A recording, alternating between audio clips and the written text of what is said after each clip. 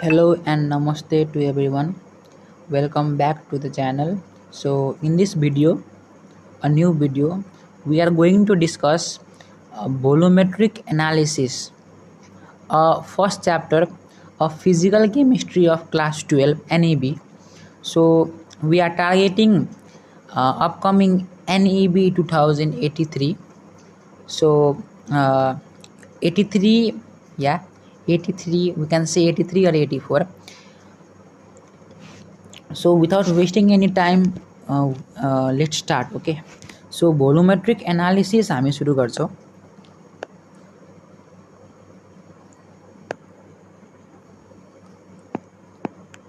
So first of all, let me write the chapter name.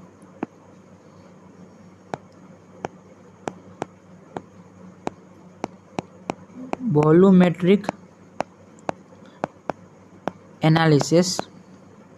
Okay, so सबैभन्दा पहिला हैन हामीले के कुरा योमा पढ्छौं भन्ने कुरा बुझ्नु पर्यो. सो यो लेक्चरमा चाहिँ हामीले इक्विभ्यालेन्ट वेटको कुरा बुझ्छौं ल. इक्विभ्यालेन्ट वेटको कुरा बुझ्छौं. के को निकाल्छौं भन्दाखेरि सबभन्दा पहिला हामीले एसिडको निकाल्छौं, त्यसपछि हामी बेसको निकाल्छौं, त्यसपछि हामी सल्टको निकाल्छौं, त्यसपछि अक्सिडाइजिङ एजेन्ट और रिड्युसिङ एजेन्टको निकाल्छौं हैन. अनि अर्को के हो भने last but not the list हामीले एलिमेन्टको निकाल्छौं के. सो यो भिडियोमा चाहिँ हामीले इक्विभ्यालेन्ट वेट निकाल्नु पर्छ. बहुत इम्पोर्टेन्ट कन्सेप्ट छ यो हैन. इक्विभ्यालेन्ट वेटको डेफिनेसन त हामीले क्लास 11 मै राम्ररी पढेर आएको हो. क्लास 11 को ल्याबमा पनि हामीले पढेका हो. सो म डेफिनेसनमा गइन. सबभन्दा पहिला म इक्विभ्यालेन्ट वेट अफ एसिडको कुरा गर्छु ल. Equivalent weight of acid.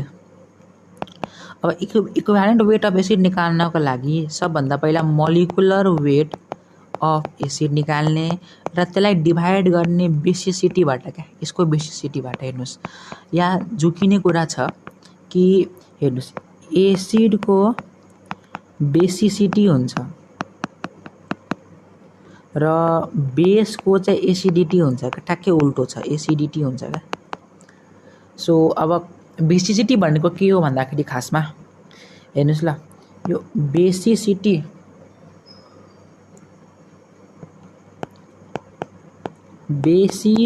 भनेको सरी स्पेलिङ रङ भयो लो.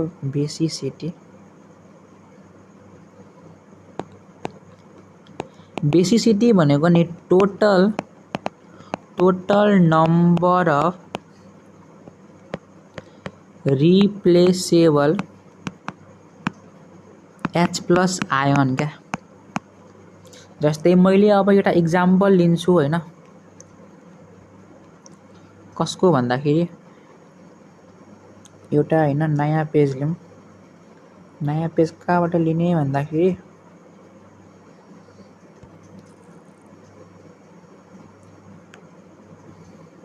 नयाँ पेज आयो. सो हैन कहाँ थिए हामी. जस्तै मैले एक्जाम्पल लिए HCl को ल. अब हामी HCl को इक्विभ्यालेन्ट वेट निकाल्छौं. अब यसमै सबै कुरा बुझिहालिन्छ ल. इक्विभ्यालेन्ट वेट निकाल्छौं. अर्को कलर लिउँ ल. रेड लिउँ ठीक हुन्छ. जस्तै HCl लाई नि मैले डिसोसिएट गर्दाखेरि यो H+ र Cl- मा डिसोसिएट हुन्छ क्या. सो यहाँ के भयो H+ एउटा आयो नि त. मतलब HCl को बेसिसिटी 1 हो क्या भनेर बुझ्नु पर्यो. अब हेर्नुस् ल. अब HCl को मोलिकुलर वेट निकाल्ने. क्लोरिन को 35.5 हुन्छ र हाइड्रोजन को 1 हुन्छ. मतलब 36.5 आयो हाम्रो मोलिकुलर वेट. मैले फर्मुला के भनेको थिएँ इक्विभ्यालेन्ट वेट भनेको molecular weight divide by basicity हैन. In case of acid. So molecular weight 36, molecular weight कति आयो रे 36.5 आयो डिभाइड बाई 1 मतलब 36.5 नै यसको इक्विभ्यालेन्ट वेट हो। अब अर्को कुरा के छ भन्दाखेरि लजिकल कुरा छ। जस्तै सबै केसमा जति देखिन्छ त्यति मात्रै हुँदैन क्या एस प्लस आयन। जस्तै H2SO4 मा दुईटा रियाक्सन हुन्छ। पहिलो रियाक्सन भनेको नि H प्लस र SO4 माइनस H प्लस र HSO4 माइनस हो क्या। यो केसमा एउटा मात्रै भयो मतलब बेसिसिटी भनेको 1 भयो। अर्को रियाक्सन H2SO4 के हुन्छ के हुन्छ भन्दाखेरि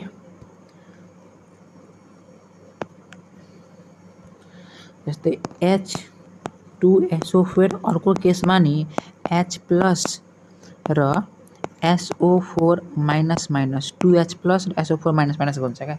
यो केसमा नि H प्लस आयन दुईटा भयो मतलब बेसिसिटी दुईटा भयो। अब मोलिकुलर वेट H2SO4 को निकाल्नु भयो 98 आउँछ क्या। सो एउटा केसमा 98/1 एउटा केसमा 98/2 मतलब एउटा केसमा 98 इक्विभ्यालेन्ट वेट हुन्छ एउटा केसमा 49 हुन्छ क्या। हामीलाई क्वेसनमा के दिया छ कुन कन्डिसन हो भनेर बुझ्नु पर्यो।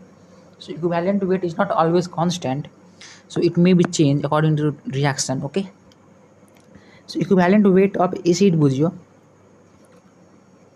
अब हामी बुझ्छौँ equivalent weight of base. Equivalent weight of base. So base भनेको नि मोलिकुलर वेट अफ बेस लेख्ने डिभाइड बाई एसिडिटी गर्ने क्या। अब एसिडिटी भनेको नि total number of replaceable OH minus ion हो क्या। जस्तै इक्जाम्पलमा NaOH छ भने त यो Na प्लस र OH माइनसमा हुन्छ नि डिसोसिएट।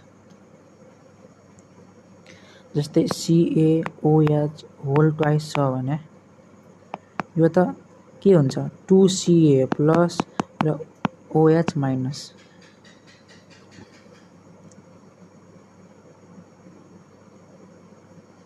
टू कहाँबाट आयो Ca प्लस र OH माइनस भयो नि त। सो यो केसमा OH भनेको कतिवटा भयो र 2OH माइनस यस्तो भयो नि। त्यस्तै कुरा हो। सो यो केसमा हामीले बेसिसिटीको कुरा गर्यो। सो आजको लागि यति नै। अरू कुरा अर्को भिडियोमा गरौँला। हस्त धन्यवाद नमस्कार।